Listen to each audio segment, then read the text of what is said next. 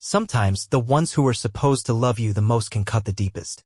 I stood just outside Al Maison, one of those upscale places tucked into Boston's polished downtown. In my hand, I held the baby shower invitation, thick, elegant cardstock that probably cost more than my weekly groceries. My sister Melanie's handwriting was just as flawless as I remembered it. Not a smudge, not a wobble. Just like her picture-perfect life.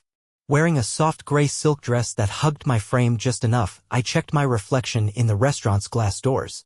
My makeup was subtle, polished, nothing flashy. A single strand of pearls rested at my collarbone, catching the light. I'd bought that necklace for myself when I opened my very first restaurant 10 years ago now. Back then, it felt like the start of something big. La Maison sits on the top floor of the Four Seasons Hotel overlooking the rooftops of Beacon Hill. It's the kind of place where old Boston charm meets sleek, modern class. It made sense why this place was chosen for the shower. Word had it that Melanie's husband, James Clark, Mr. Big Shot investment banker, brought his clients here regularly. "Do you have a reservation, ma'am?" the hostess asked as I stepped up. I handed her the invitation. "The Wilson Clark baby shower," I said. She gave me a once-over, polite but clearly judging, before flipping through the guest list. I didn't need a translator for that look. I was probably down in her mind as the sister who works at a pub. That old family myth was still kicking around, 10 years and counting. A story they told themselves and each other because the truth didn't fit their image. The room beyond the entrance was already buzzing. Dozens of people, dressed to the nines, sipped champagne under glittering chandeliers. The tables were covered in crisp white linens and decorated with soft blue flowers. Everything looked like it had been lifted from a bridal magazine. Right at the center of it all stood Melanie. 7 months along and glowing like someone paid her to sell maternity elegance. She wore a designer dress, tailored for her bump, and around her neck sparkled a diamond necklace that had James's money written all over it. Standing right next to her was our mother, Carol, perfectly styled as always. Her hair, makeup, and clothes screamed luxury. She looked every bit the woman she had worked hard to become.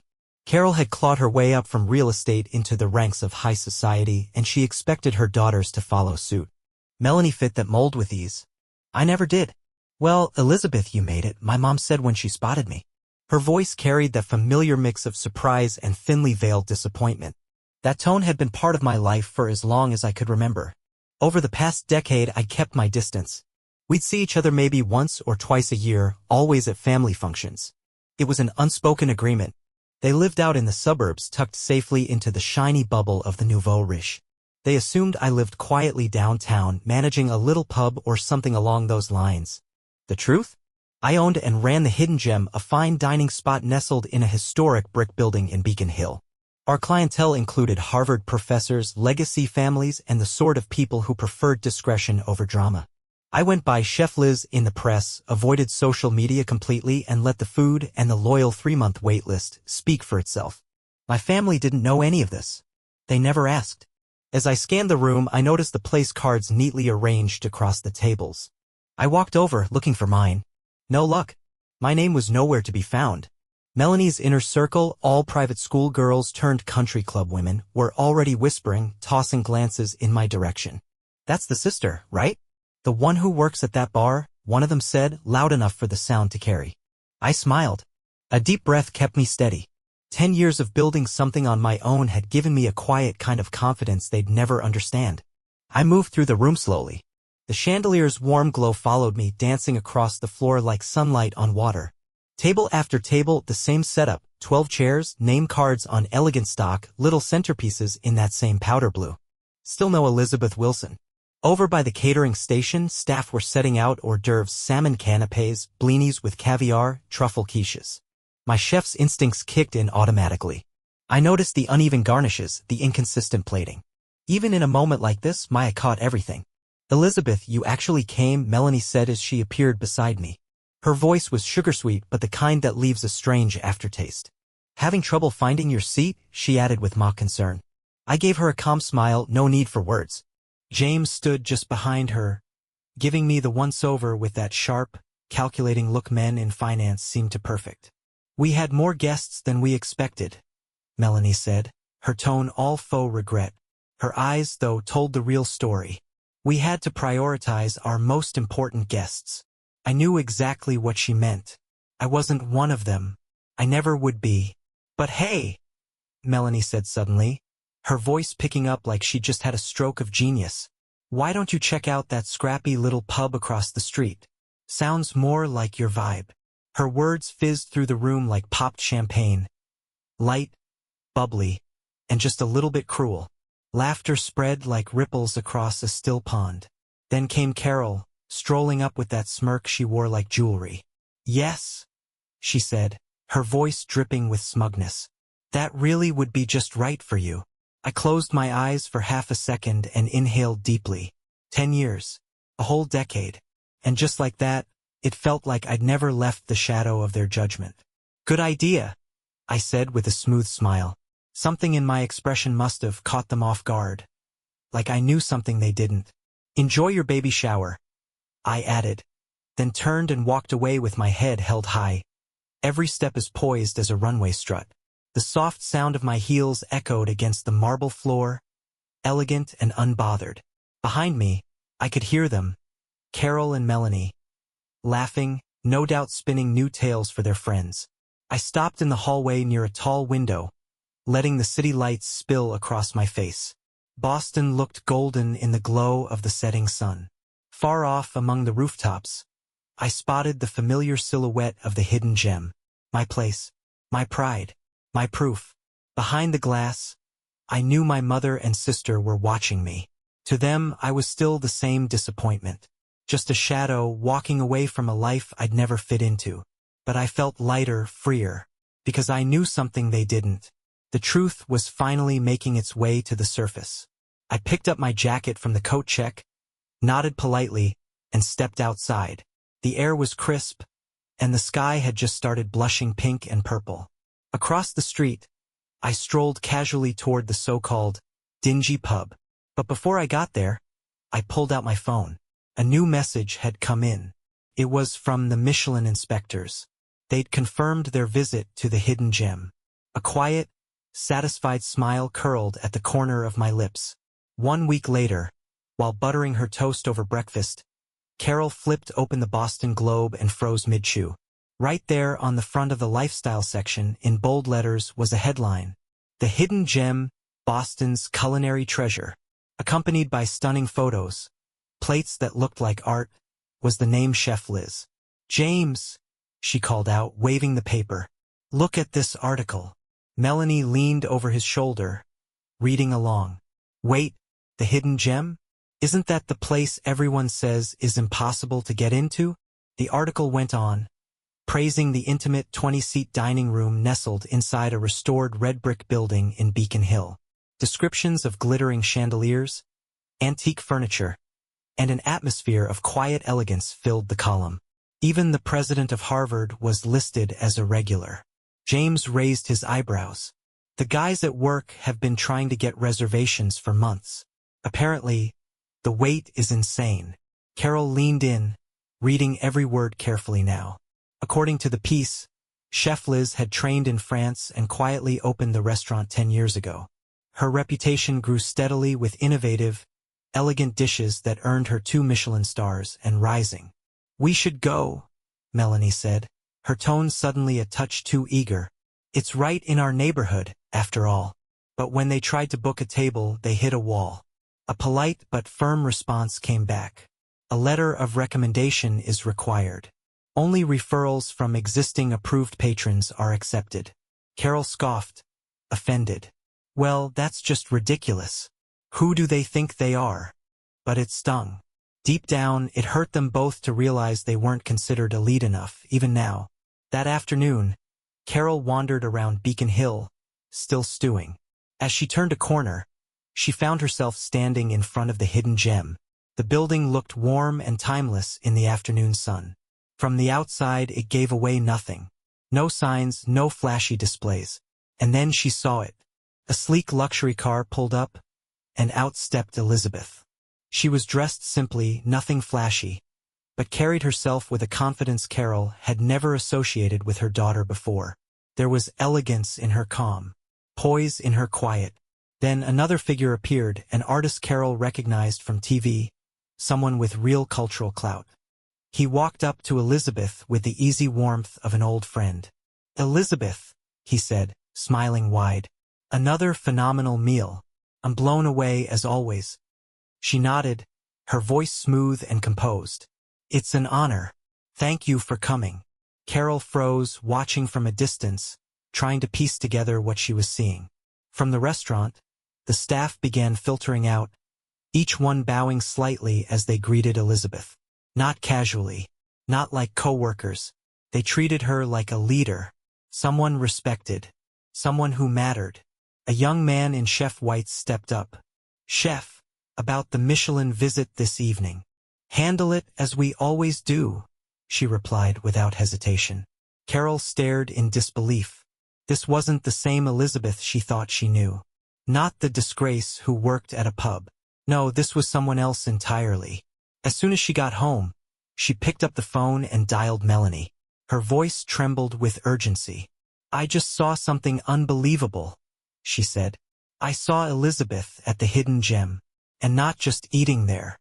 She was being treated like she owned the place. Melanie was silent, the line heavy with confusion. There's no way, she whispered, but her mind was already racing. They both started piecing it together. The little clues they'd ignored. The confident way Elizabeth carried herself. Her absence from their social scene. Her obvious culinary skill. Suddenly, all those fragments began falling into place.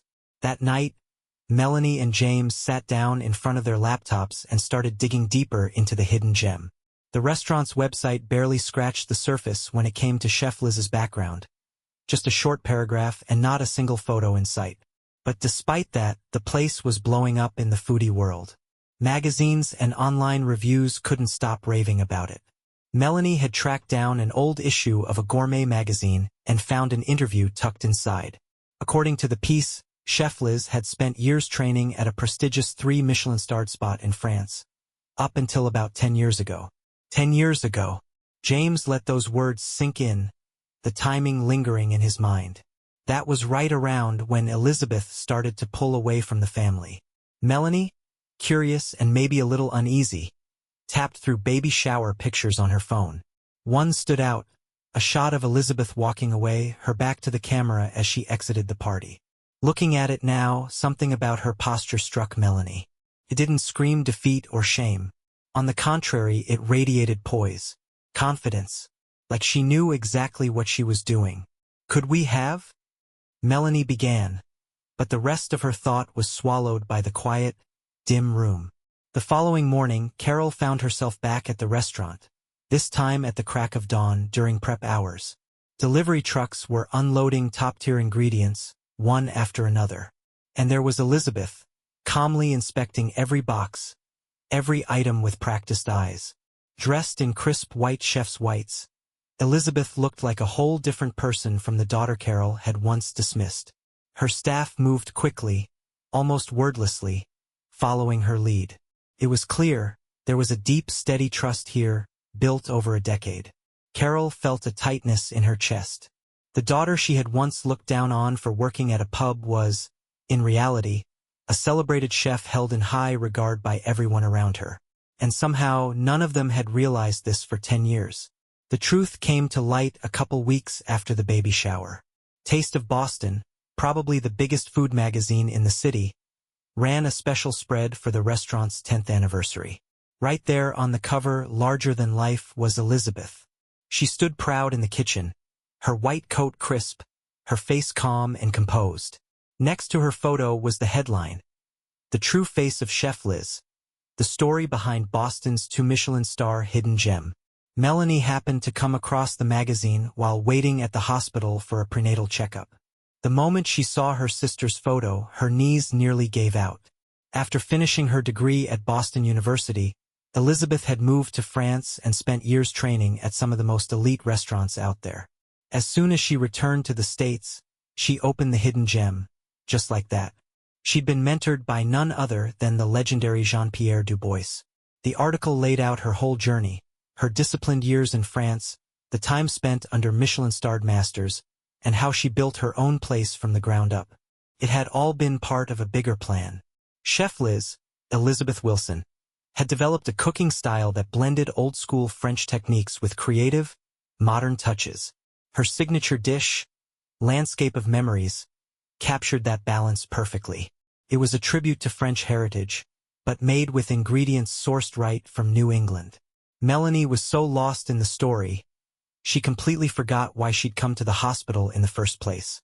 There was an entire side of her sister's life she'd never even glimpsed. Elizabeth wasn't just doing well, she was a sensation. The Hidden Gem was booked out 3 months ahead constantly. But it wasn't just about being popular. Elizabeth had created a space where only those who truly appreciated the art of food were welcomed. You couldn't just call and get a table, you needed a letter of recommendation from someone already in the know. That level of exclusivity reflected how deeply she valued her craft. After finishing the article, Melanie didn't waste a second, she called her mom right away. But Carol had already seen it. She was sitting alone in her living room, hands trembling slightly as she read the article again and again. Elizabeth Wilson's restaurant wasn't just a place to eat. It had become a cultural sanctuary, a favorite haunt for professors, painters, writers. The kind of people the family had always wanted to be close to. The article closed with a quote from Elizabeth, "In cuisine, what matters isn't superficial decoration but essential value. And I want to share the joy only with those who can understand it." Those words hit like a whispered message, a quiet rebuke to her family. That same evening, James found himself at an executive meeting at the bank. For once, his usual composed expression had cracked, there was something anxious in his eyes. The chairman leaned over the table, smirking. "So, it's true? The owner-chef of the Hidden Gem is your sister-in-law." James hesitated. "We've been trying to book a table there for over half a year," the man continued. "You sure there's nothing you can do, family connection and all?" James was frozen. He'd always told them Elizabeth worked in a pub. How could he backtrack now? "I'm not sure about the details," he mumbled. The room fell heavy with silence. Everyone was staring. Most of them knew by now that scoring a reservation at the Hidden Gem wasn't just a treat, it was a status symbol. That night, Carol and Melanie met in front of the restaurant. Warm light poured from the windows. Through the glass, they could see the dining room, elegant, glowing, and guests dressed to the nines savoring each bite of Elizabeth's creations. "What did we do?"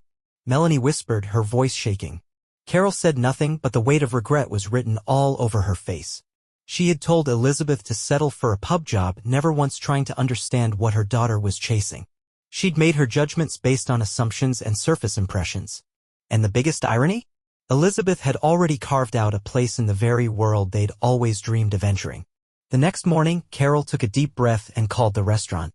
She tried to make a reservation. She got the same polite response everyone else did, a letter of recommendation was required. "I'm sorry," the voice on the other end said. "I'm Elizabeth Wilson's mother," my mom, Carol, said with a shaky voice. There was a pause on the other end of the line. Then came the reply, calm and professional, "Please hold while I check with the chef." A few minutes ticked by in silence. The line picked back up. "We're very sorry," the voice said, "but the chef has asked that you go through the standard reservation process." In that moment, Mom got it, really got it. The years of sneering, the looks, the quiet jabs, they'd all come full circle. She was hit hard by the weight of a decade spent judging her daughter based on appearances and status. Melanie, my sister, felt that sting too. Even with her baby due in less than a month, she found herself drawn to that little restaurant almost every day. She never stepped inside. Just stood nearby, watching as delicious smells floated out the doors and happy customers strolled in and out, looking content and well-fed. Eventually, though, she couldn't help herself, she went in. But Elizabeth wasn't out front. Instead, a polite but firm sous chef stepped up. "I'm sorry," he said, "we're completely booked. Reservations can only be made with a letter of recommendation from an existing patron." Just then, Elizabeth came out from the kitchen. Their eyes met, two sisters, years and worlds apart. Elizabeth looked at Melanie with a calm, distant gaze, like she was looking through her, not at her. "Do you have a letter of recommendation, ma'am?" she asked, her voice cool and professional. Those words hit harder than any angry outburst ever could. 10 years of bitterness served in a single sentence. Melanie turned and rushed out, tears streaming down her face. From across the street, she could see a line of sleek, high-end cars outside the place, Elizabeth's place. It was everything they'd once chased, and it was all in Elizabeth's hands now. Inside, Elizabeth went right back to her craft, creating dish after dish with focus and grace. She wasn't angry anymore. The resentment had faded. What was left was quiet acceptance, a kind of peace, though not the comforting kind. More like resignation toward a family who'd never really seen her for who she was. A few days later, a letter showed up in our mailbox. Thick, quality paper. Elizabeth's handwriting, unmistakably elegant. Inside was a simple note. True value isn't found in appearance. It's in essence. If you're ready to see that, you know where to find me. A month after that letter, Melanie gave birth to a baby girl. At the hospital, along with the usual over-the-top flower arrangements, a different bouquet arrived. It was modest, almost rustic, seasonal wildflowers arranged with gentle care. No fancy ribbon. No loud colors. But it was beautiful in a way that made you stop and breathe. The card? Just one word, congratulations. But we knew the handwriting. Elizabeth had sent it. That bouquet stood out. Not because it was flashy, but because it felt real. Like it carried meaning. Like it represented her cooking, subtle, thoughtful, and full of soul. Mom, Melanie said softly, cradling her newborn, what do we do now? Mom didn't answer right away. She just stared out the hospital window, lost in thought. She'd already tried, several times, to book a reservation at the restaurant. Each time, the response was polite but firm, no exceptions. Then one day, another letter arrived. Elizabeth again. If you truly want to understand, why not come work at the restaurant? Start at the bottom. Essence is learned through the basics. That letter hit like a lightning bolt. It wasn't a jab, it was an invitation. Still, it cut through our pride like a knife. Our first instinct was to scoff. Us? Work there? Like employees? But pride didn't hold up too well against truth. And honestly, we didn't have any better ideas. 3 months after the baby was born, Melanie stepped into the kitchen of the Hidden Gem for the first time, not as a guest, but as a dishwasher. No chef's coat, just a plain apron. Mom came too. On weekends, she helped out in the dining room, clearing tables and seating guests. Those first weeks were brutal. Melanie's hands cracked from the constant scrubbing, and Mom's legs felt like they were made of lead. Elizabeth never treated us any differently. No special favors. No warm welcomes. Just the work. Because some things, the ones that really matter, they take time to understand. That was all Elizabeth said. Nothing dramatic. Just those quiet words. But as time moved on, something started to shift in both Mom and Melanie. Day by day, while Melanie stood at that sink scrubbing dishes, she began to really feel the effort and love Elizabeth poured into every plate. The food wasn't just food. It was intention. It was years of patience and pride. Mom, on the other hand, started seeing hospitality in a new light. It wasn't about status or fancy service, it was in the way customers smiled, the way their faces lit up after a bite, how they left lighter than they came in. That was the magic. 6 months into it, Melanie finally had a chance to try her sister's food for the first time. It was just a staff tasting after a meeting, nothing formal, no special ceremony. But when she took that first bite, something cracked open inside her. She couldn't stop the tears. That single dish, it held 10 years of unspoken emotion. 10 years of distance, struggle, misunderstanding, wrapped into one perfect bite. It was like Elizabeth had said everything she couldn't with words. Time passed. A year, to be exact. By then, Mom had officially joined the dining staff, and Melanie had earned her spot as a cook in training. The shift in them was almost unbelievable. The shiny world they used to chase, the parties, the designer clothes, the name-dropping friends, it didn't mean a damn thing anymore. They'd grown new eyes. Eyes that could actually see what mattered. Mom even started going to therapy. She wanted to unpack the way she used to think, to understand where it all came from. Melanie? She threw herself into the basics. Knife work. Stocks. Sauces. The foundation. She wasn't playing at being a chef, she was becoming one. Then one evening, after the restaurant had closed and the lights were low, Elizabeth called them over. She looked them both in the eye and said, "Starting tomorrow, let's meet as family." Just like that. No build-up. No dramatics. But the weight of it hit them hard. Mom and Melanie were both holding back tears. That one sentence, it wasn't just forgiveness. It was a new chapter. A new kind of family. One built not on blood alone, but on shared understanding. On real connection. That next Sunday morning, something rare happened. The Hidden Gem, which normally only opened for dinner, unlocked its doors early just for them. Mom, Melanie, and the little one, now a year and a half old, walked into a quiet dining room washed in soft light. Elizabeth had prepared a special brunch. There were no showy garnishes, no over-the-top presentations. Just food made with care, with soul. Wildflowers, the same kind from the hospital bouquet, set gently in a vase at the center of the table. Their quiet beauty said everything. "This," Elizabeth said, placing down a dish, "this is how I really feel. And I'm proud of you for learning to see what truly matters." Outside, the streets of Boston were glowing in the morning sun. The old red bricks of the Hidden Gem seemed to stand a little taller, like they were quietly bearing witness to something important. It wasn't just brunch. It was the beginning of something new. Something real. And all of it, every bit, had been earned through finally learning what value really meant.